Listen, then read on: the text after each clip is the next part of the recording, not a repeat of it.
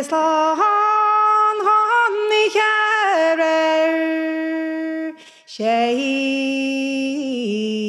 molena gers nach ennocht a tús leis an na mocha lín is beirún afrigach me shaller one marger her tú arm teire file gragas ni latsa morun ach ke de farier geir ta na schleif ti gal dir mes tu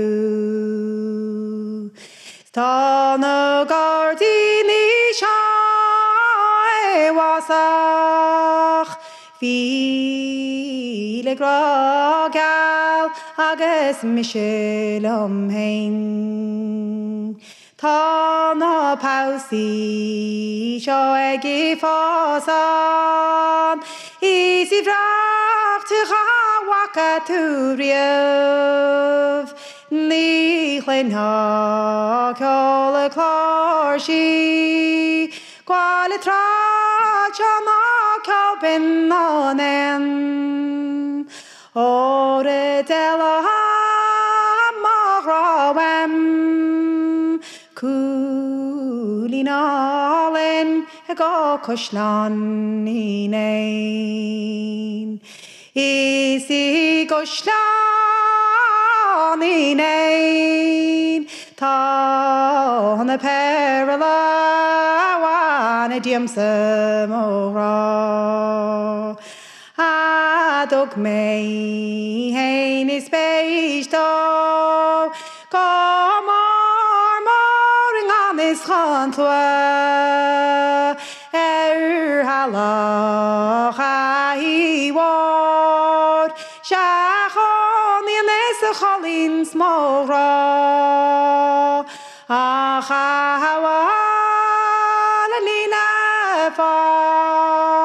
Achon rail di knowledge etarna maludan ho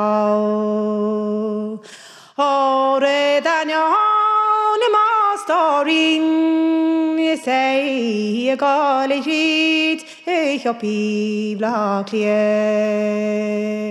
ore danyon abiste say a goller maludi here kei girl tiron near worry tarish kmar spray achabar lomsa poster lehmastorin koshlan ineil Mille Maggie.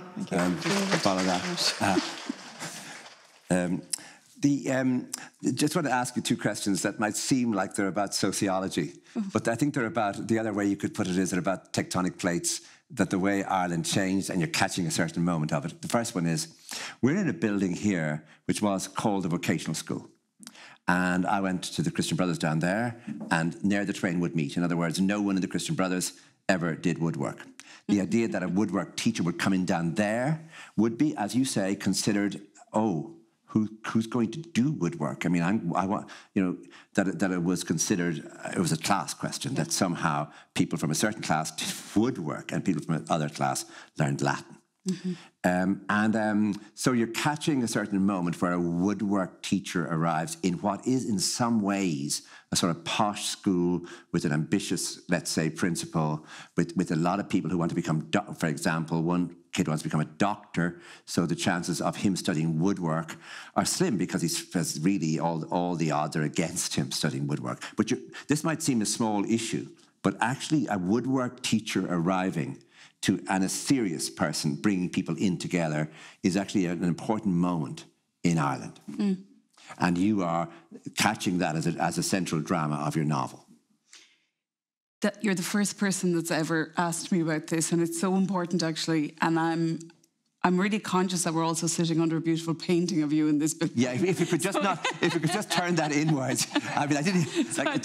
Could you just get on with it? Because really now, now. So this was the old vocational school, this building. So it was that sort of that amalgamation, wasn't it, of ideas recently, and it is recent in lots of towns actually, and it's fascinating how those old sort of cultural ideas and the cultural legacy of the Latin schools, it's not Latin per se, but it might be applied maths. The model school.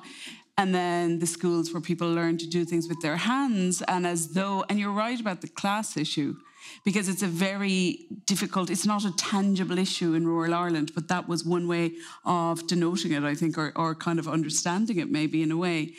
So you're catching the novel at a moment of disruption. Yeah, that he arrives, and he comes into this space. And actually, I think also Jamie, so the boy, the main character, is also quite a disruptive force. There are 3 quite disruptive characters without meaning to be, if that makes sense. They just arrive in this space, but particularly the woodwork teacher, because yes, he comes together, he brings people together, and that's exactly what they don't want to happen in a school like that. People are supposed to be on their own and on their own individual journeys and doing their own thing for the great academic good of the town. And again, it comes down to a hierarchy as well. So they're going to position these people in places of power subtly. It's its own there's a very moving moment towards the end of the book where young O'Toole comes in, and he just says, my father says he doesn't want me to come. I had to go to the palace and see the bishop because they don't want me to come to your woodwork school. And the teacher has to say to him, Foley has to say to him, are you ever going to think for yourself? Is your life always going to be where you give in to them each time? And the kid more or less says, yes, it is. He just doesn't know how. But for a moment later, he gingerly appears. But it's a very dramatic moment. And somebody is nodding here, because a lot of people have an issue with Tadhg in that moment, that he was very uncaring and unkind to the character as well, by putting it up to him, are you going to study woodwork? Are you going to stay with me? Are you going to make this boat? And he opts to stay with these people. And then another boy opts to, they make 2 different decisions. I think there are 2 ways of looking at that. I think that he's actually being slightly offensive in the language he's using himself. He's not being careful with Foley to say, he uses the phrase, it's beneath me. And that's the moment where Foley just says, for Foley seems to think, actually, you've crossed a line, in saying, it's beneath you. Yeah, but it's a fascinating way of looking at craft, isn't it? And I suppose you've hit on something, maybe not to get personal this early in the conversation, I wasn't to do this at all, but that idea that I think it's similar to how I felt about craft and how I felt about growing up in rural Ireland and how I felt about people who made things with their hands, my grandparents, and that idea that everything good was going to be found in a book, and that every escape I was going to have was going to be through some sort of lofty academic notion. And we learn the lessons too late that these things are very valuable, and actually there's great intelligence and there's great skill in it, and there's great intuition in people who work with their hands. And, we've become very much book people. And I think this was a book to get me back to that in some ways. I think, you're always retrospectively looking at your work, right? But I think when I look at it, I think, this was about me finding, genius in the craft, maybe. When the people came off the Blasket Islands, they walked in single file when they went into Dingle, because they were so used on the paths of the big Blasket Island to walk in single file. So they continued walking in single file, and the people of Dingle thought that they could talk to each other, 5 or 6 of them, as they walked in single file, and the people of Dingle thought this was funny, and they laughed at them. And they didn't appreciate this, the people from the island, so they went to Springfield, Massachusetts, en masse, where people didn't laugh at them. And this idea of the islands as a sort of haunting presence, as somehow that someone from the Aran Islands comes into Galway and someone's watching them and saying, there's a various thing about them. First of all, that they could be laughed at. There's something, their clothes, how they walk. But secondly, they have with them something else, something that's been lost certainly in Galway City. They have. So there's a mixture of magic and a sort of primitive thing that people are not sure they appreciate. And that again is another moment in the novel where Tadhg is arriving in from the island with a sort of magic, a mixture of magic, independence of mind, which thrives in a certain way, but in another way, of course, he's being watched carefully by the school and by the parents. for being the disruptive force For being as well. from the island almost. Yeah, and he's quite a singular individual, and he'll do what he feels he needs to do. And again, it's a lot of intuition with him. And he's quite a silent sort of... He was difficult. Like, I mean, I wanted to shake him and say, you have to do something here, regular times, You really could really make a major change. But like when I started to write this book, I had big ideas. I don't know if it's similar with you. Oh, I mean, we were like going... What? From dystopia to why do they need to build a boat to escape? And it was just crazy. And hold on, did you write that or did you just plan it? I wrote loads of, I went down loads of different Could you roads. just go into detail over how the book then began? I mean, the first draft. Yeah, so the book was very much began with Jamie's voice. He was knocking on my door for such a long time. And this is what it is like for me with characters. So they really start to speak to me and they come alive and they irritate me. And he kept saying, he was this child voice of about 11 or 12 at the time. He was 13 by the time I got to write him. But he was saying, did you know that, Elaine? You do know that. Did you know that? And I knew he needed a boat, but I didn't know why he needed a boat. And because I'm absolutely useless at plot, I was like, he'll need a boat for a big, mad reason. And actually, the more I went down that road, it didn't change hugely, but he needed the boat to escape Ireland. He needed the boat to escape. What did he need the boat to escape from? And actually, he needed the boat to come back to himself. And it was a novel that I had to slow down with. And I wrote it a lot during lockdown, actually. So it's very different to As You Were, which I suppose is very cacophonous and it's a lot of auditory noise. It's a very noisy novel. This is just a very simple, piece by piece. And that's really, I had to pare it back and pare it back and pare it back. It was running away on me a little bit. But the boy was always there.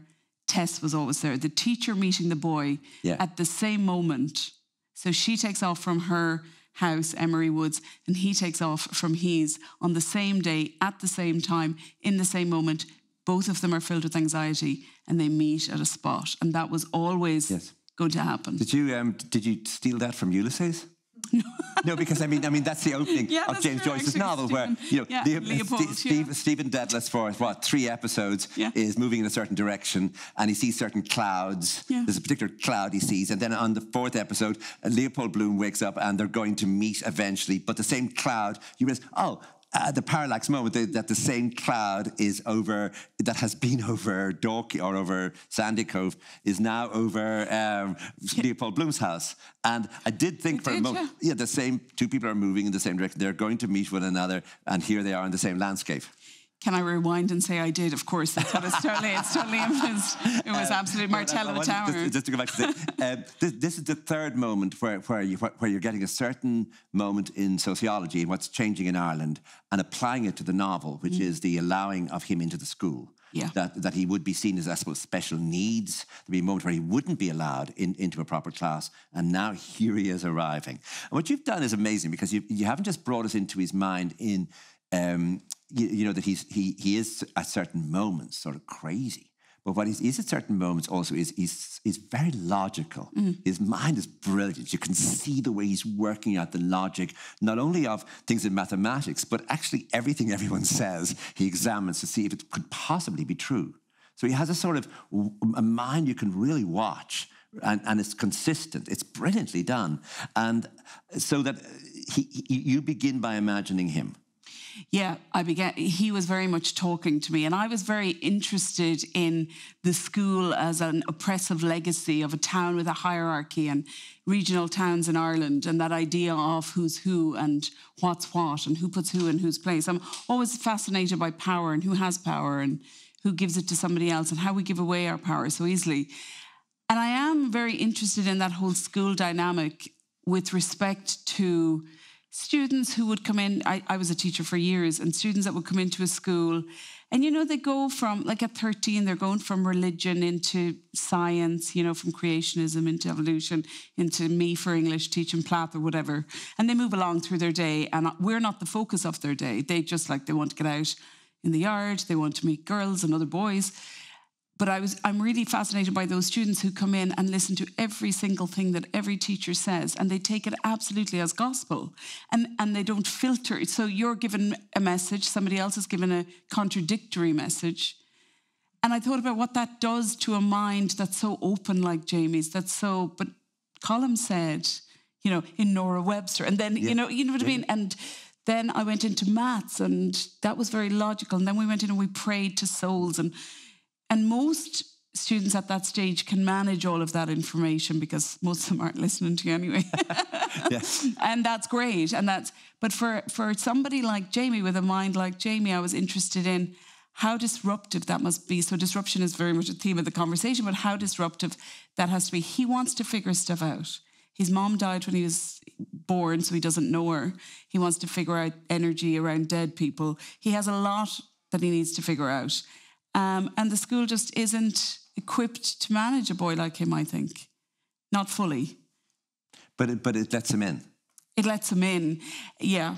And there's one teacher and then two that actually take him on big time and come to appreciate him. And then there's boy 1, boy 2, and then later boy 9, as well as boy 3. Boy 3 seems, boy 2 disappears. Boy 1, boy 3, who sort of bully him. But it doesn't become a novel about bullying. They're just there in the background as sort of unruly and noisy and nasty. But that's not the story. So it's not to be the story of a boy with special needs arriving in a nasty Irish school with a nasty principal, some nasty boys, and they sort of crush him. Yeah. That you're determined not to do that. Is that right? So, yeah, and going back to the sociological aspect of it, I suppose Ireland changed dramatically in 2000 and 2004 with the EPSN Act, the Education for Persons with Special Education Needs, which allowed admissions. Everybody could apply to any school and then be admitted unless your admissions were full. I was fascinated by this legislation as a teacher at the time, and I thought it was groundbreaking. But the issue also is the resourcing of the schools, and how do you train teachers fast enough when they have 30 other students and you're trying to differentiate for everybody's needs. But it was groundbreaking with regards to inclusion, and it was probably the first step. So absolutely, different students turned up in different spaces where they ordinarily wouldn't have been perhaps enrolled. And so when you have somebody like Jamie, who is so, he's going to speak his mind clearly and articulately and with articulation. And what you say to him isn't going to maybe hurt him in the way it might hurt another boy. So actually they tire with him very quickly because, and it just, he isn't the piece for them, which I love about him, because he's big, he hurts them accidentally by just banging into them. And I wanted him not to have to stand up for himself, not to just be himself, and that was enough to kind of scare them. Yeah. You know those people who are not afraid to say what they what they think. They can be really powerful. I thought your picture of his father, Owen, and of his grandmother was just superb in that you didn't bring them into the centre of the book. But they're there all the time watching. They're not over-worried. Owen and Jamie are sometimes in competition sometimes almost. Yeah. But Owen, you realise Owen has been through a lot with him. And it's brilliantly done because there are not too many scenes between him and Owen. And yet you're aware he's being really watched, and loved and cared for, including by his grandmother. Yeah, and for me, Owen is a real tragic character in the novel. Actually, he, had this boy young and raised him with the help of his mother next door. And yeah, he is really the tragic character in the novel for me, actually, because but he's full of anxiety around his son. You can I feel I can sense it, but he doesn't deal with it head on. Yeah, I didn't find him tragic as much as absolutely fascinating in that you didn't overdo the sort of drama of watching and anxiety. You just imply it, and the reader is aware of it all the time. But Owen seems immensely kind. Yeah, he's a good guy. As opposed to the prince. I'm coming to this, the kindness bit, because the principal of the school is irredeemable.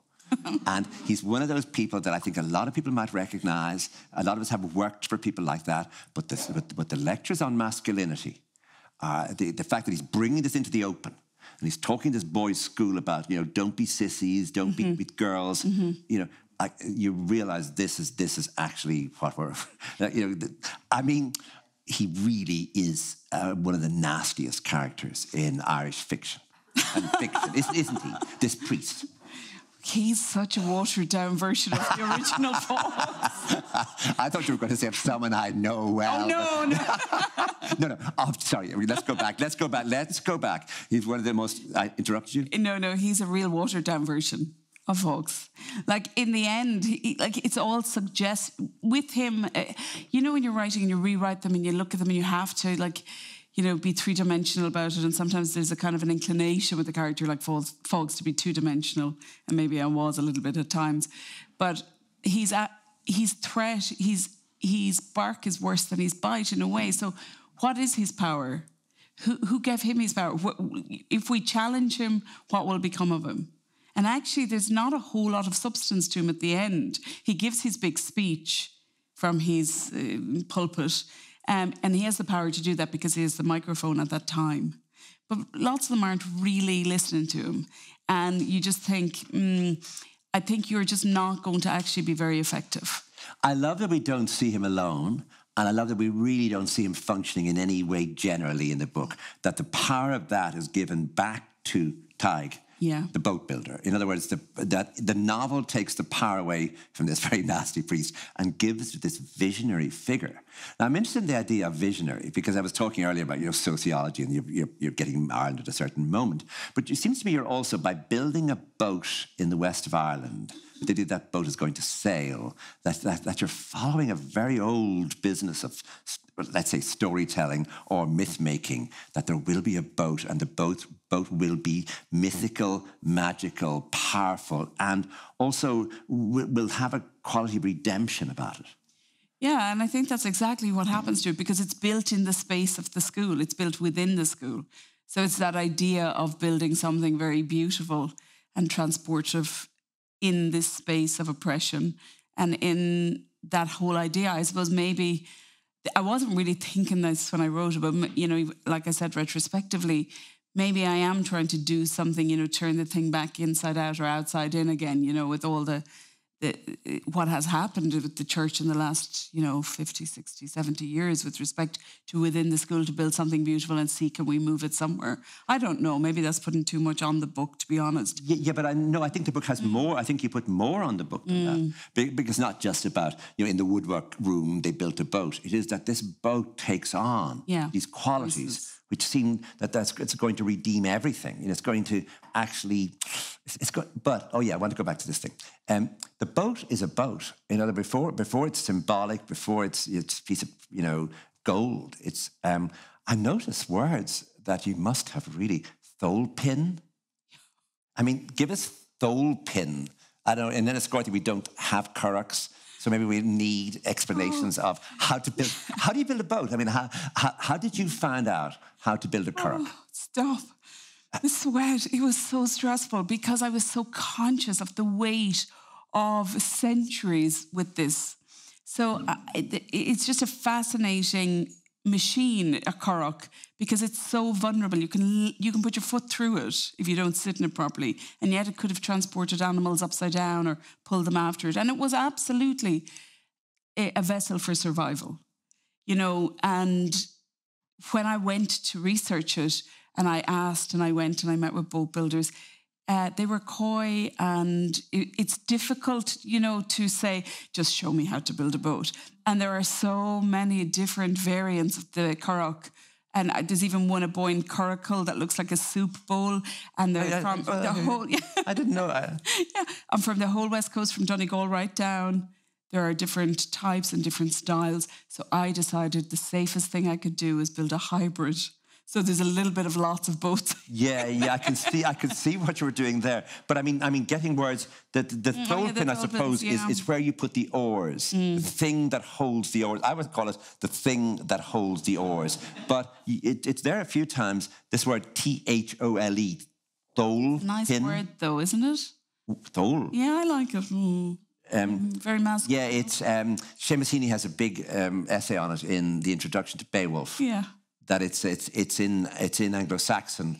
I'm interested in it because Seamus Heaney has this essay. It's in Anglo-Saxon, and it came into the north. It's still used as a verb, to thole, meaning to put up with something or to suffer.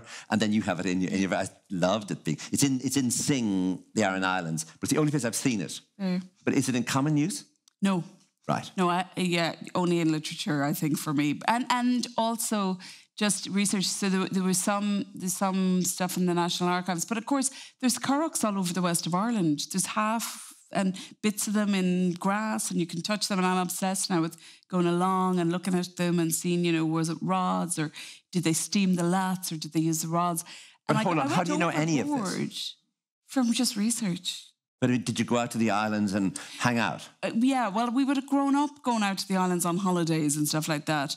I don't know boat builders. My grandfather used to thatch roofs of houses and was a farmer. Oh, tag thatches. Yes. Yeah. And I have thatch in the next novel. I'm obsessed. Good. Well, again, it goes back to that idea that I never asked my grandfather, how do you thatch a roof?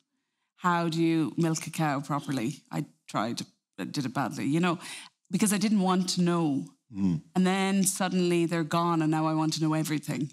And so I'm trying to figure everything out. But with the book, it was important for me to put an actual manual as to how to build a currach into a novel. So really what I did was write a manual on how to build a boat, and I just kind of bloated a novel around it, and I just snuck it out into the world. Yeah, I thought your boat in the book had sort of two other, working in two other ways. The first one was that a novel itself is a sort of boat you've built because there's no science. I mean, it's not as though this boat is being built by any system that we could call scientific. Right. It's almost instinct.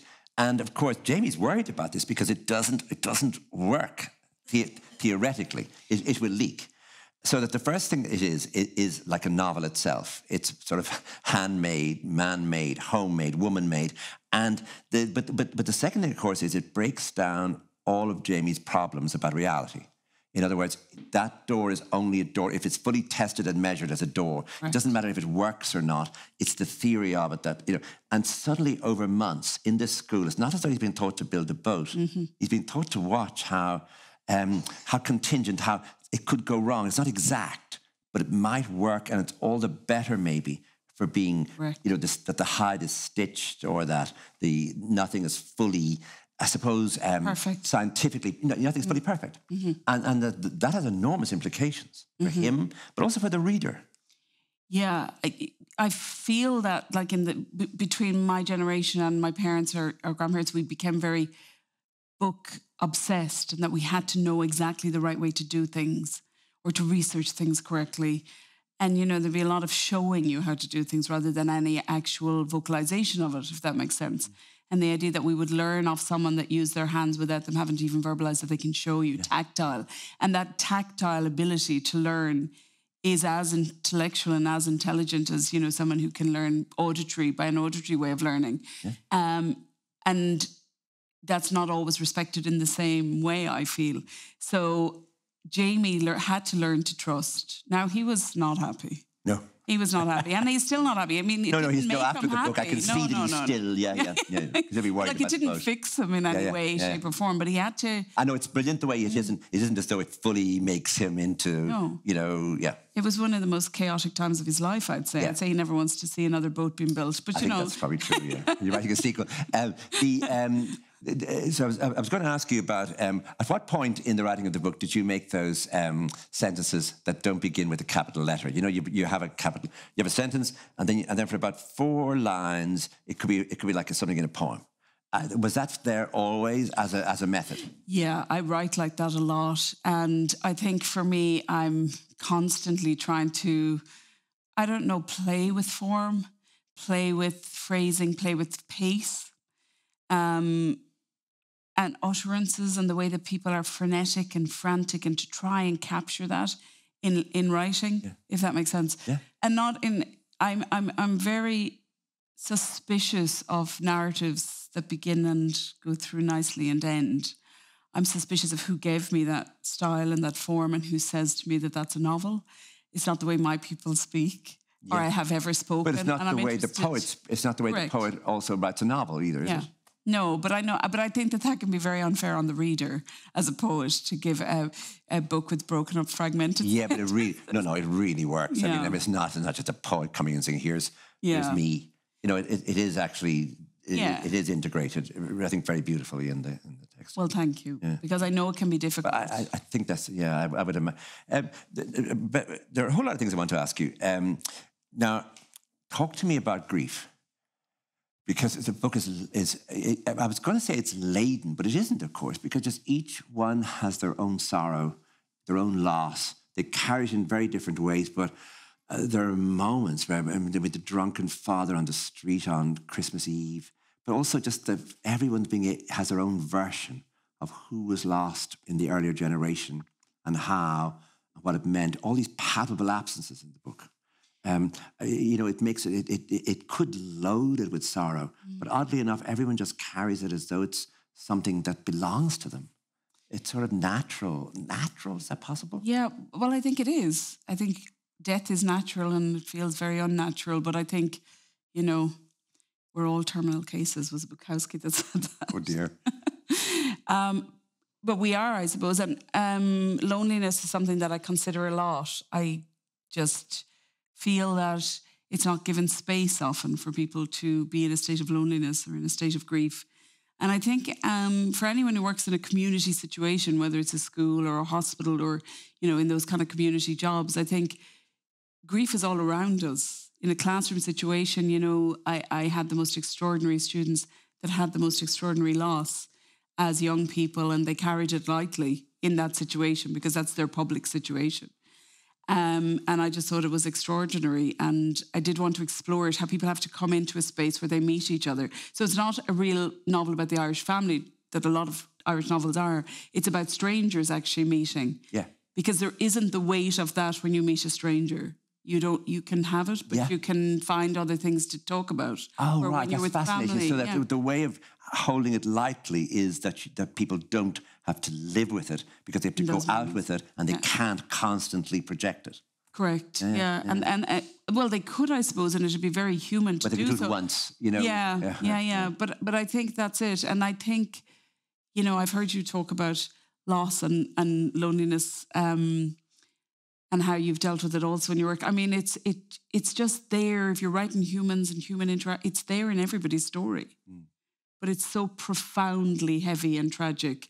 But also people then just get on with their day-to-day thing and the functioning of the day-to-day. So I am really inspired by people who have, bore their grief lightly in situations, especially young people. Tess. It's just great to have a teacher. Like, if only I'd known when I was in school, there were teachers like that out there who had lives, who had, problems, who had, she's just excellent, isn't she? I just find, that's why I think you can get away with having a principal that's just so deeply unpleasant, because Tess is such a mess. She's so kind, she's so bad, her drinking, the whole business of her. And poor old Paul. Oh, stop. Poor Paul. How could you treat Paul? Go on. No. Question. So ask a question. How did that idea that she is in some way in control, for example, we presume she's in control in the classroom, that she's some way managing to teach these poems almost perfectly. But then once she's out the door of the classroom, another world begins for her. There's so much to unpack in what you said. Firstly, how could you treat... This is fiction. We just met up. Oh, no, I'm talking about the various ways in which, Owen comes to me as such a powerful force, because he's anxious without showing it all the time. Paul is just a poor... Anyway... I don't know. What? Interject. I know, help me.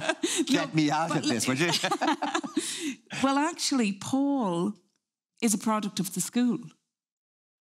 He is an exact product of the school, of the success of the school, of the student that you mentioned at the beginning, of exactly the road he's going to go down.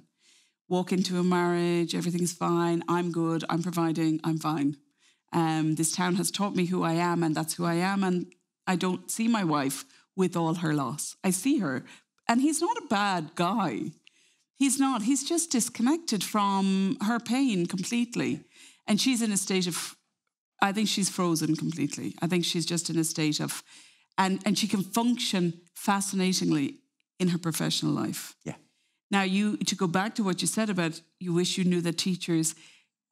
The amount of students who don't realise they see teachers out in super value, and they're absolutely shocked that you might have to buy bread or wine. I could never do my Christmas shopping local. No way. Really. But it is fascinating. They get really, really shocked. My sister's a teacher and she teaches smallies, and when they see her, they're like, oh, it's like they've seen Kim Kardashian or something, you know. And she's that level in their head. She is everything. So you're absolutely right. But they are just human beings. And they function with the frailty that everybody else functions with also.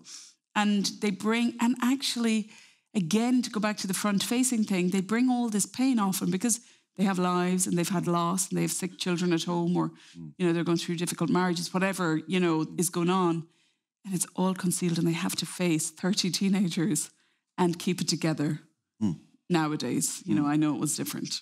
So I mean, it's vitally important for the novel, isn't it, that she is in a really ambiguous situation. That it's not as though she's all mess or she's all that, you know, that there are times in the day when she functions perfectly. Yeah. And I think that gives you a sort of energy in the novel where it isn't merely that, you know, she's a teacher, you give her a job, but that energy there, that was somehow even her fringe, the way she's described physically.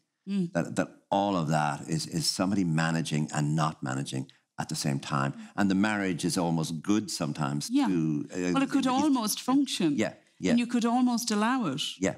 And you could continue that way. Yeah. And you could just have the functionality of it. He cooks, you know. Yeah. I mean, you could go home to the lasagna in the evening or whatever he's at. But, you know, she could do that. And actually, she makes a really rash decision early on in the novel and goes and has an ice cream. And it's just bizarre. And I'm like, oh my God, Tess, what are you doing? But she was doing it. And that's how I feel. And I know some writers will say that's ridiculous. She's your character, make her, you know, whatever. And to me, she really was, no, I'm off, Elaine. And that took me a little bit of time to figure her out. But surely she was never going to have a pregnancy and have a baby in the book.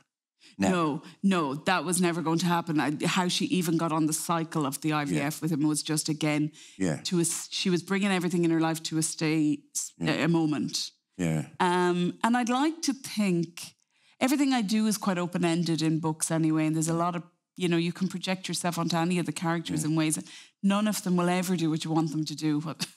Sorry.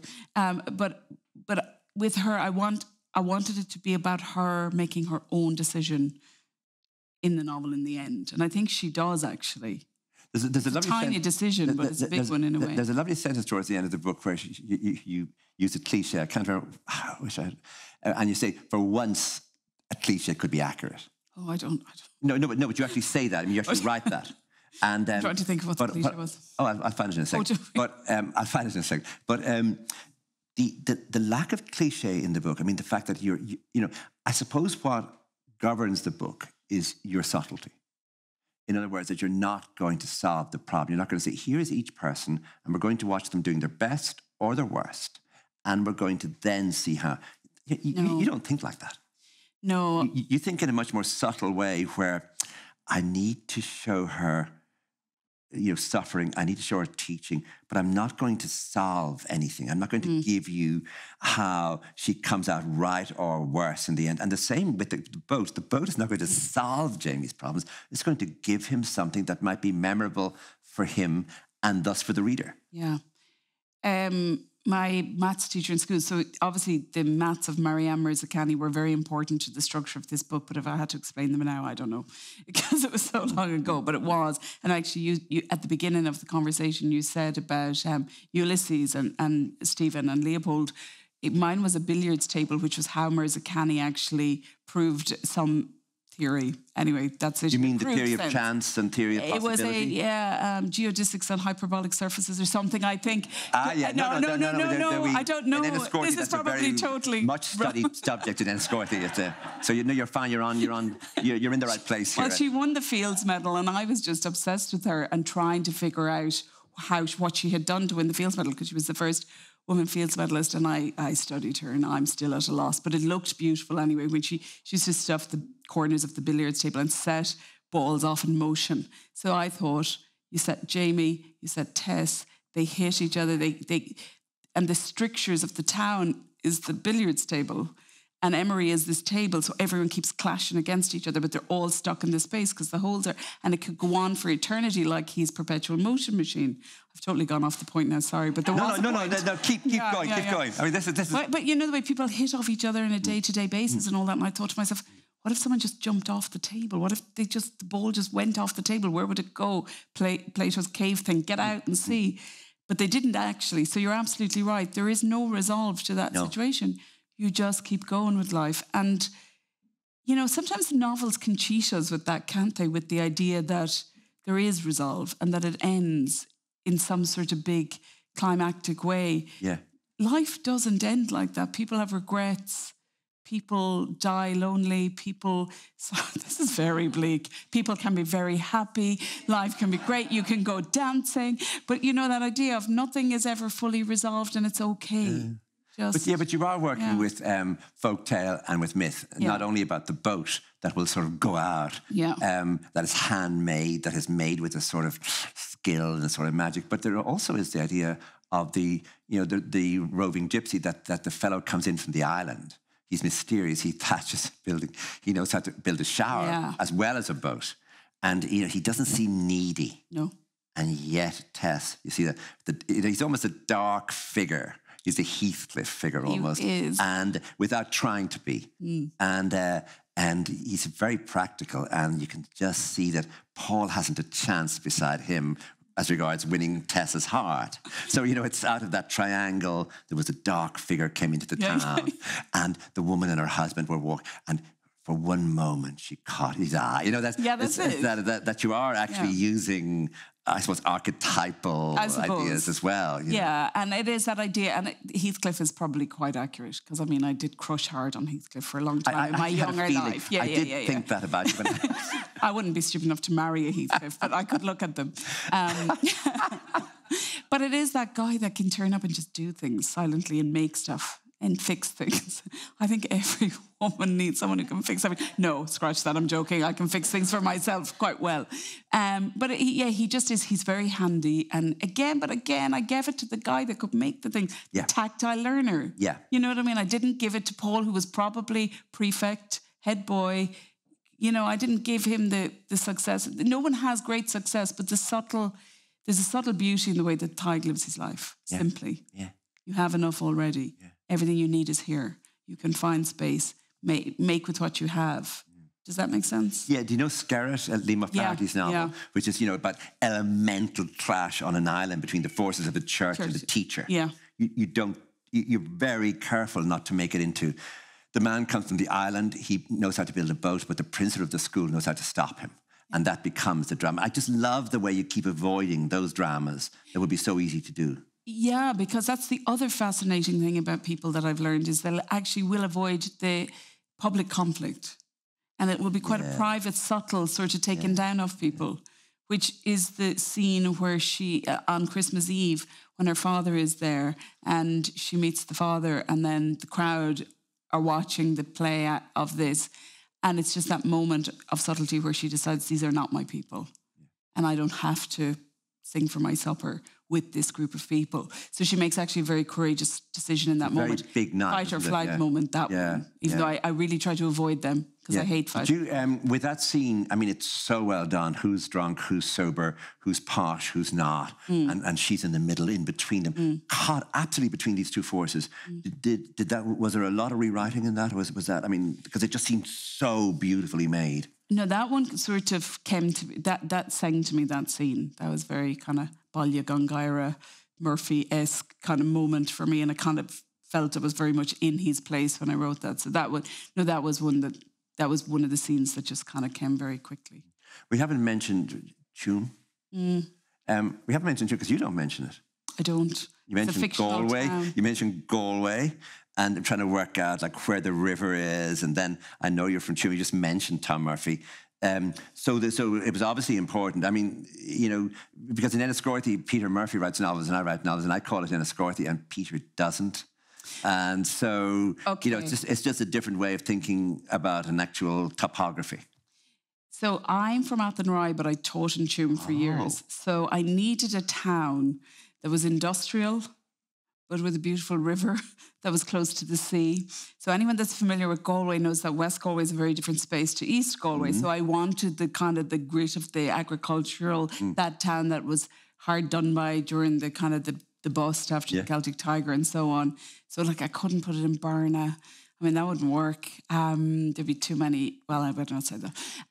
No, so Barna's I think Barna's too small anyway, isn't it? No, exactly. Yeah. So I really just they needed to launch a boat, so it was kind of difficult. So I just had to actually make a town, which was a lot of fun actually. And making the corrup, making your own personal corrup, calling it the brew was just great. Yeah. Do you think? I do think, yeah, because it's not entirely. It really is a mashup of different spaces. It's also a mythical landscape. It really is a mythical landscape, exactly. So if you call it Tuam, you just get, where's the sugar factory? You know, you get into all those businesses. Where's the dance hall that Tom Murphy writes about? I didn't want it to be. I can see that, I wanted it to be a mythical place. Yeah. And actually, my husband is from Wexford, and I said Wexford would have been a much easier sort of place to write this kind of, I could have actually set it somewhere if I wanted to. We had the salty islands. And, exactly.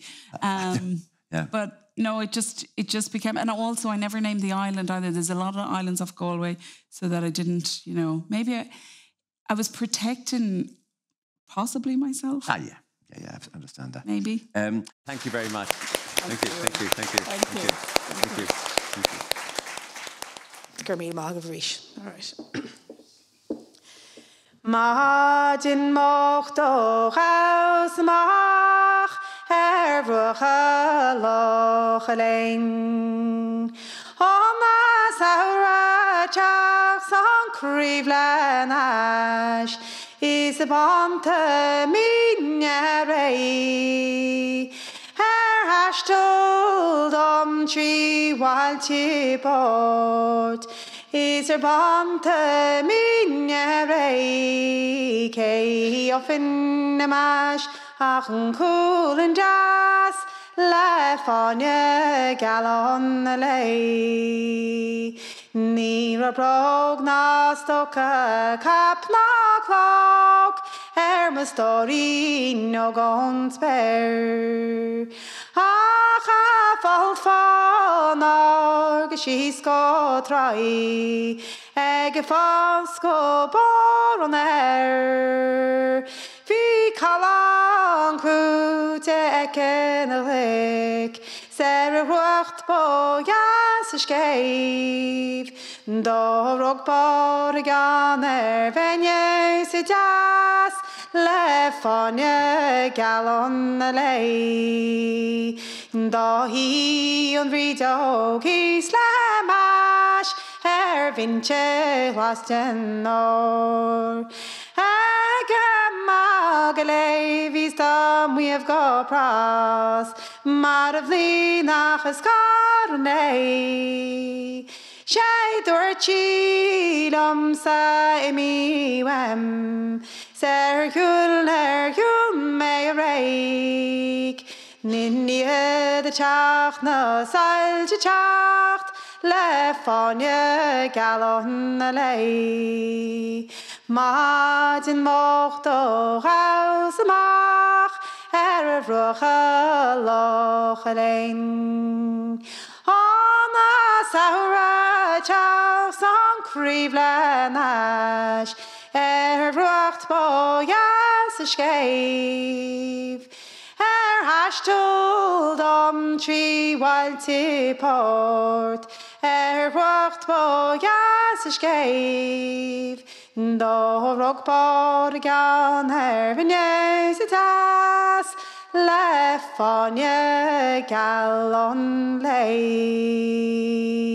Thank you.